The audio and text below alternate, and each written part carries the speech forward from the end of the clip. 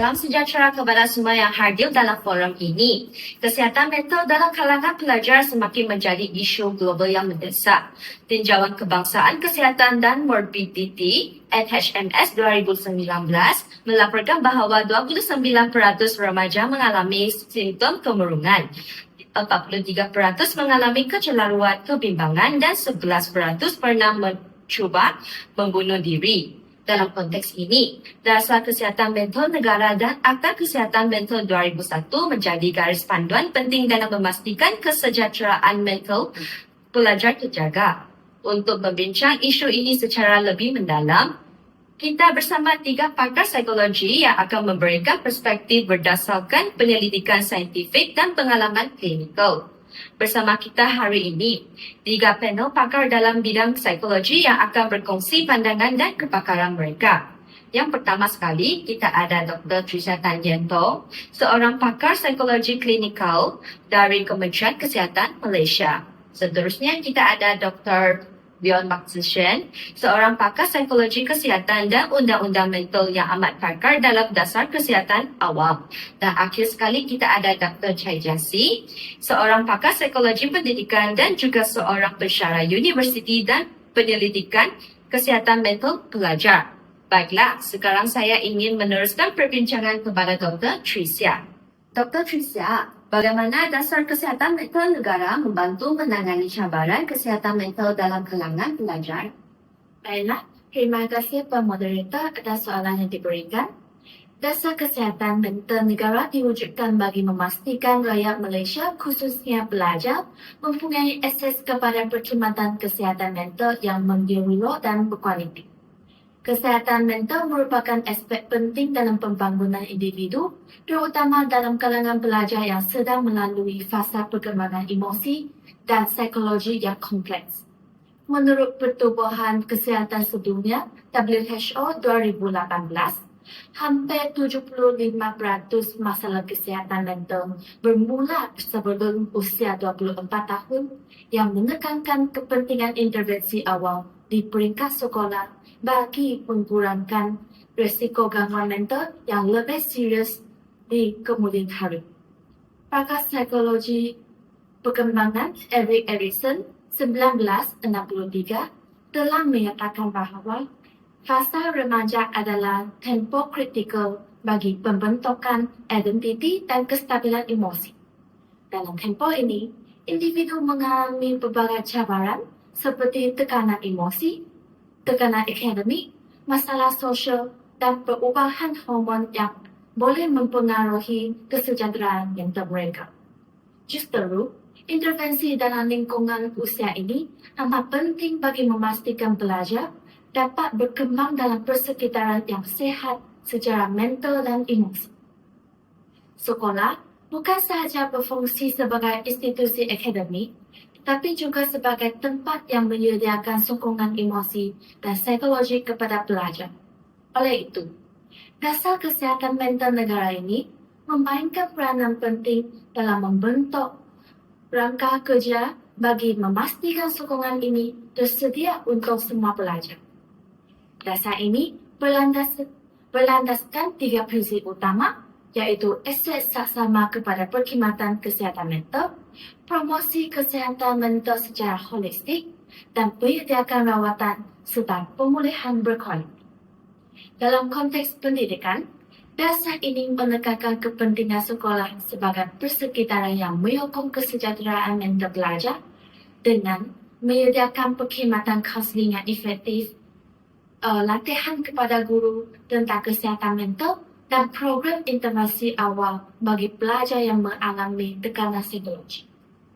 Kajian oleh 2006 menunjukkan bahawa pelajar yang menerima sokongan persekitaran yang positif cenderung untuk menjadi lebih berdaya tahan yang lebih tinggi terhadap tekanan akademik mereka berbanding dengan pelajar yang tidak mendapat sokongan emosi yang mencukupi. Oleh itu, guru dan pendamping sekolah perlu diberikan latihan mengenai cara mengenal pasti tanda-tanda awal tekanan mental dalam kalangan pelajar dan langkah-langkah yang boleh diambil untuk membantu mereka mengatasinya. Tambahan pula, penyediaan program kesedaran kesihatan mental di sekolah boleh membantu mereka dalam membentuk minda yang lebih terbuka dalam kalangan pelajar terhadap kepentingan kesihatan mental. Sebagai contoh, di Finland, sistem pendidikan mereka menitik beratkan kesejahteraan mental pelajar dengan menyediakan bimbingan psikologi percuma di sekolah serta jadual pembelajaran yang lebih fleksibel. Ini membolehkan pelajar mengurus tekanan akademik mereka dengan lebih baik dan memberikan mereka ruang untuk berehat serta menyesuaikan diri dengan cabaran akademik secara lebih seimbang. Manakala di Malaysia, langkah ke arah ini telah dimulakan dengan pelaksanaan program Minda Sihat sejak 2019 yang bertujuan untuk memberi sokongan psikososial kepada pelajar. Walaupun ini merupakan langkah yang baik, cabaran utama dalam pelaksanaan dasar ini ialah kekurangan kaunselor di sekolah. Menurut cadangan Persatuan Kaunseling Amerika, ACA, nisbah yang disyorkan ialah satu kaunselor bagi setiap 250 pelajar. Tetapi di Malaysia, terdapat sekolah yang mempunyai lebih daripada 1,000 pelajar untuk seorang kaunselor sahaja. Keadaan ini menyebabkan akses kepada perkhidmatan kaunseling menjadi sangat terhad dan tidak mencukupi untuk memenuhi keperluan pelajar secara menyeluruh. Oleh itu, penambahan tenaga profesional dalam bidang psikologi dan kaunseling perlu diberi perhatian bagi memastikan setiap pelajar mempunyai akses kepada sokongan yang mereka perlukan. Selain itu, stigma terhadap masalah kesihatan mental masih menjadi isu besar dalam kalangan masyarakat. Kajian oleh Corrigan 2005 menunjukkan bahawa 80% individu yang mengalami masalah mental tidak mendapatkan bantuan kerana takut dijauhi oleh masyarakat. Pelajar yang mengalami masalah seperti kemurungan dan gejala kebimbangan sering enggan mendapatkan rawatan kerana bimbang akan dilabel secara lemah atau tidak berdaya tahan. Oleh itu, dasar ini turut memberi penekanan kepada kempen kesedaran dan pendidikan kesihatan mental bagi menghapuskan stigma serta memastikan pelajar berani mendapatkan bantuan tanpa rasa takut atau malu. Negara seperti Australia dan Kanada telah berjaya melaksanakan kempen Mental Health First Aid (MHFA) yang memberi latihan kepada pelajar dan guru mengenai cara mengenal pasti tanda awal gangguan mental dan langkah-langkah intervensi awal. Malaysia boleh mengambil inspirasi daripada pendekatan ini bagi memastikan dasar kesihatan mental lebih berkesan di sekolah. Selain itu, integrasi teknologi dalam perkhidmatan kesihatan mental juga boleh membantu dalam memperluaskan akses kepada bantuan psikologi. Aplikasi mudah alih dan platform dalam talian boleh digunakan untuk menyediakan sesi kaunseling maya serta bahan pendidikan mengenai kesihatan mental kepada pelajar dan guru. Secara keseluruhannya, dasar kesihatan mental negara memainkan peranan penting dalam membentuk ekosistem yang menyokong kesejahteraan mental, tetapi pelaksanaannya masih memerlukan lebih banyak sumber kewangan, tenaga profesional dalam bidang psikologi dan sokongan daripada institusi pendidikan bagi mencapai impak yang lebih besar. Selain itu, kerjasama antara Kementerian Kesihatan Malaysia (KKM), Kementerian Pendidikan Malaysia (KPM), ibu bapa dan masyarakat perlu diperkukuh untuk memastikan pelajar mendapat sokongan yang menyeluruh dalam menangani cabaran kesihatan mental mereka. Dengan pendekatan yang lebih komprehensif dan bersepadu, diharapkan kesejahteraan mental pelajar dapat dipertingkatkan sekaligus membantu mereka mencapai kejayaan dalam akademik dan kehidupan mereka secara keseluruhannya. Itulah sahaja perkongsian saya hari ini. Sekian, terima kasih. Terima kasih Dr. Tricia. Sekarang saya ingin mengalihkan kepada Dr. Bjorn. Bagaimanakah Akta Kesihatan Mental 2001 melindungi hak pelajar yang mengalami gangguan mental? Terima kasih moderator. Akta Kesihatan Mental 2001 diwujudkan untuk memastikan individu yang mengalami masalah kesihatan mental menerima rawatan yang sewajarnya tanpa diskriminasi serta dilindungi daripada layanan yang tidak adil. Akta ini juga bertujuan menyeimbangkan antara hak pesakit, keperluan rawatan dan kepentingan keselamatan awam. Menurut American Psychiatric Association 2017, perlindungan undang-undang adalah sangat penting bagi memastikan hak pesakit mental tidak dipinggirkan, terutamanya dalam sektor pendidikan dan pekerjaan.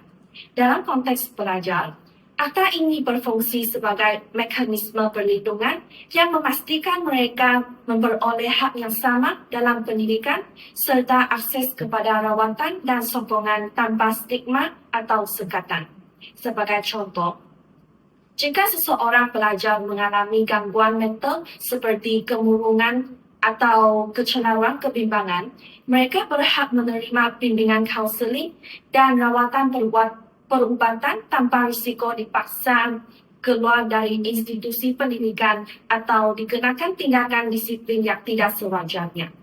Hal ini penting kerana di sesetengah sekolah, pelajar yang menghadapi masalah mental masih cenderung dianggap sebagai pelajar yang bermasalah, bukannya individu yang memerlukan bantuan profesional. Salah satu peruntukan utama Akta Kesihatan Mental 2001 ialah hak pesakit untuk mendapatkan rawatan tanpa paksaan, kecuali dalam keadaan kecemasan yang membahayakan nyawa mereka sendiri atau orang lain. Ini bermaksud, pelajar yang mengalami gangguan mental tidak boleh dipaksa menerima rawatan yang persetujuan mereka atau penjaga, melainkan jika keadaan mereka benar-benar memerlukan intervensi yang segera. Di negara maju seperti Amerika Syarikat atau Kanada, dasar kesihatan mental di sekolah telah ditambah baik dengan menekankan intervensi awal melalui kaunseling dan terapi tanpa unsur paksaan. Sebagai contoh, sekolah di Kanada menawarkan program bimbingan psikologi berkala kepada pelajar yang mengalami tekanan dengan kerjasama pakar kesihatan mental. Malaysia boleh mengambil inspirasi daripada pendekatan ini dengan memastikan setiap sekolah dilengkapi dengan pegawai psikologi atau kaunselor yang terlatih untuk membantu pelajar yang mengalami masalah mental. Namun begitu, di Malaysia, masih wujud kelemahan dalam pelaksanaan akta ini. Terdapat kes di mana pelajar yang menunjukkan simptom gangguan mental lebih cenderung dikenakan tindakan disiplin seperti penggantungan atau dibuang sekolah, berbanding diberikan akses kepada bimbingan psikologi yang sewajarnya. Ini menunjukkan keperluan mendesak untuk meningkatkan kesedaran dalam kalangan pendidik dan masyarakat bahawa gangguan mental bukanlah masalah disiplin, tapi satu isu kesihatan yang harus ditangani dengan empati dan pendekatan profesional. Selain itu, akta ini juga memastikan bahawa sekolah tidak boleh menyingkirkan atau mengelakkan peluang akademik pelajar hanya kerana mereka mengalami masalah kesihatan mental. Di United Kingdom, Akta Kesaksamaan 2010 memperkenalkan perlindungan khusus bagi pelajar dengan gangguan mental seperti kemurungan, kecenderungan kebimbangan dan ADHD daripada didiskriminasi dalam sistem pendidikan. Contohnya, di beberapa universiti di UK, pelajar yang menghadapi tekanan mental diberi kelonggaran akademik seperti tambahan masa dalam peperiksaan, fleksibiliti dalam jadual pembelajaran, serta akses kepada kaunseling percuma.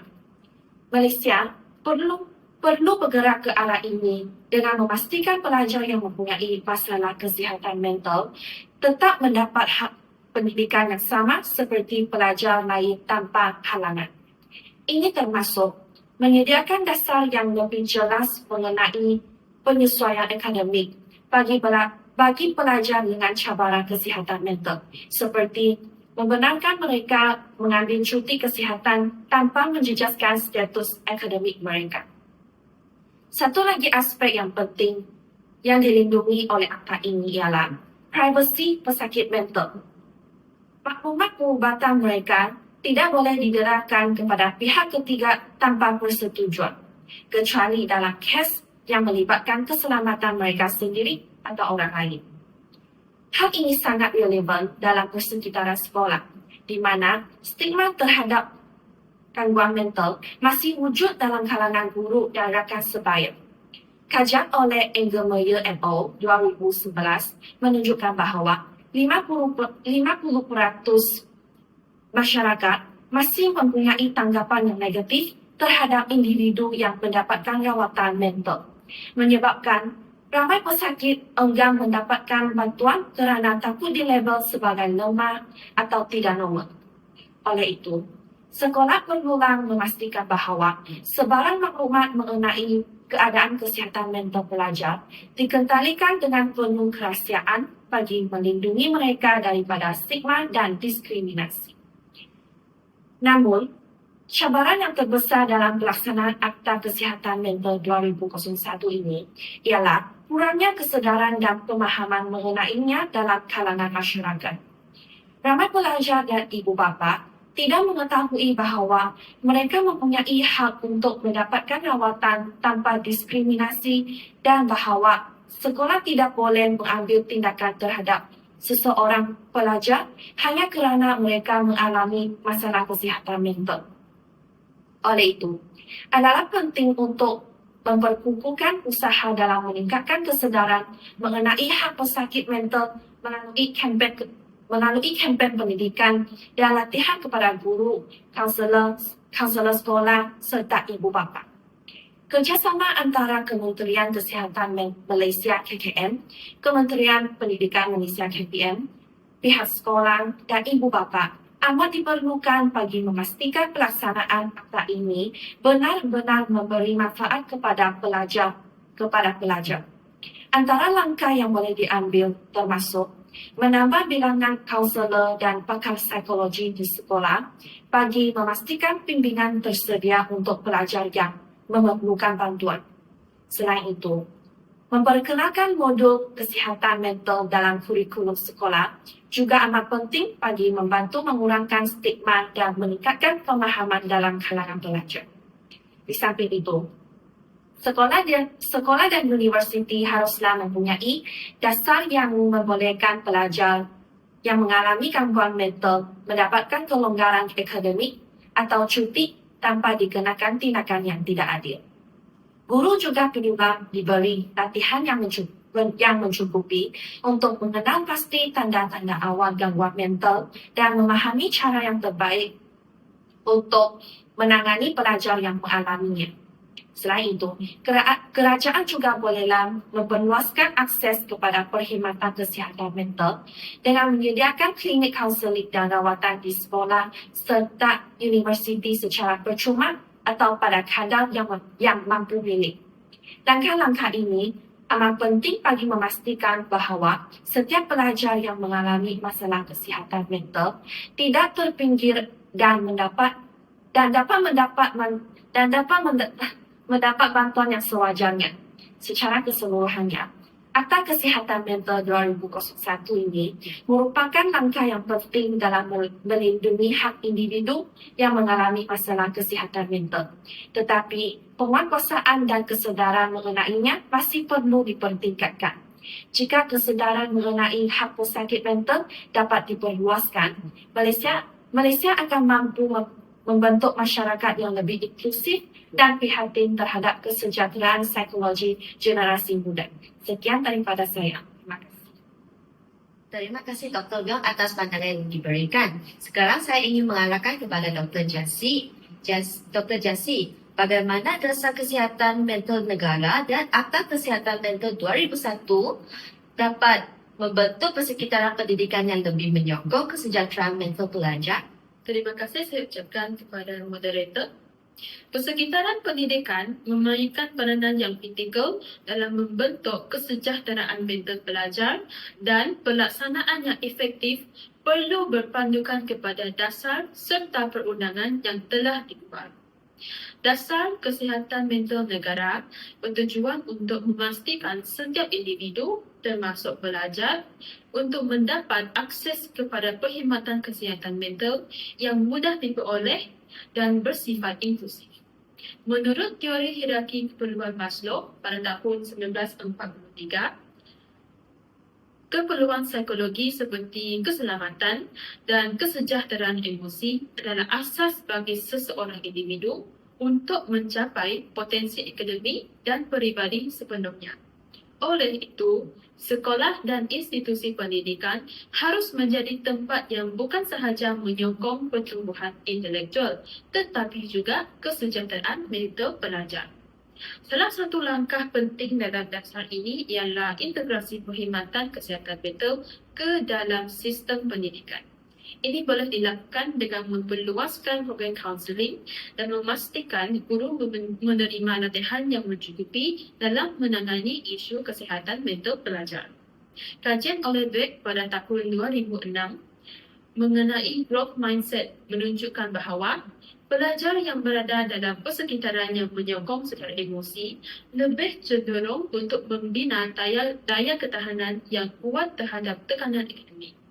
Di Australia pula, program Mental Health in School Framework telah berjaya mewujudkan persekitaran sekolah yang inklusif dan prihatin terhadap kesihatan mental sekaligus mengurangkan stigma dalam kalangan pelajar yang memerlukan bantuan.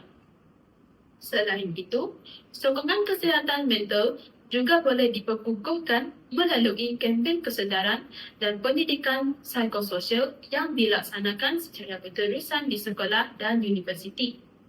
Pendekatan ini dapat membantu pelajar untuk memahami kepentingan kesihatan mental serta mengurangkan stigma terhadap mereka yang mengalami gangguan psikologi. Misalnya, program intervensi awal di sekolah yang diterapkan di beberapa negara maju telah menunjukkan bahawa keberkesanan dalam meningkatkan kesedaran dan literasi kesihatan mental dalam kalangan pelajar. Dalam konteks perundangan, Akta Kesihatan Mental 2001 memainkan peranan yang penting dalam melindungi hak pesakit mental termasuk pelajar yang mengalami gangguan psikologi. Bahagian 7 dalam akta ini menetapkan hak pesakit untuk mendapatkan rawatan tanpa diskriminasi dan memastikan maklumat kesihatan mereka dilindungi. Erik Erikson pada tahun 1963 dalam teori perkembangan psikososialnya menyatakan bahawa remaja berada dalam fasa pencarian identiti dan sekiranya mereka tidak mendapat sokongan yang cukup, mereka akan lebih terdedah kepada tekanan emosi yang boleh memberikan kesan kepada kesejahteraan mental mereka. Oleh itu, perlindungan yang diberikan melalui akta ini amat penting bagi membina kepercayaan pelajar terhadap sistem sokongan yang tersedia.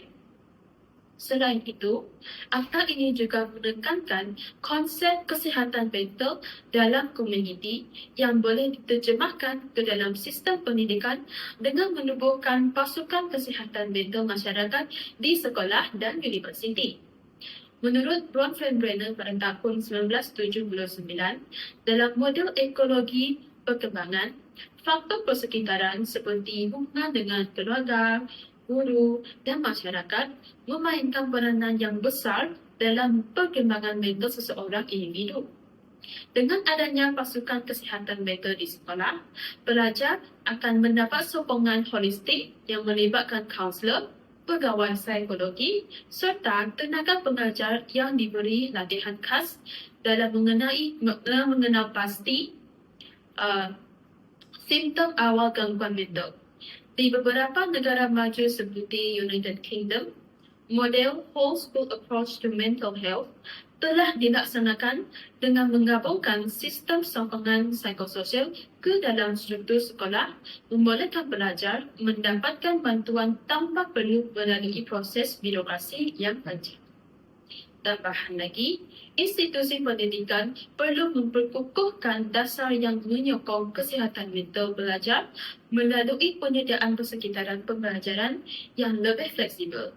Misalnya, pelaksanaan polisi pendidikan yang mengambil kira beban akademik pelajar serta memberi ruang kepada keseimbangan antara pembelajaran dan kesejahteraan mental boleh menjadi faktor utama dalam mengurangkan tekanan yang dialami pelajar. Kajian menunjukkan bahawa sistem pembelajaran yang terlalu kompetitif dan meningkatkan pencapaian akademik tanpa mempertimbangkan kesejahteraan emosi boleh memberi kesan negatif terhadap kesihatan mental pelajar. Satu lagi elemen yang penting dalam meningkatkan kesejahteraan mental pelajar ialah pembangunan kurikulum yang lebih menitikberatkan kecerdasan emosi dan kesejahteraan psikologi. Mata pelajaran yang mengajarkan kemahiran pengurusan stres, kecerdasan emosi serta teknik ketahanan psikologi boleh membantu pelajar menghadapi cabaran akademik dan sosial dengan lebih baik.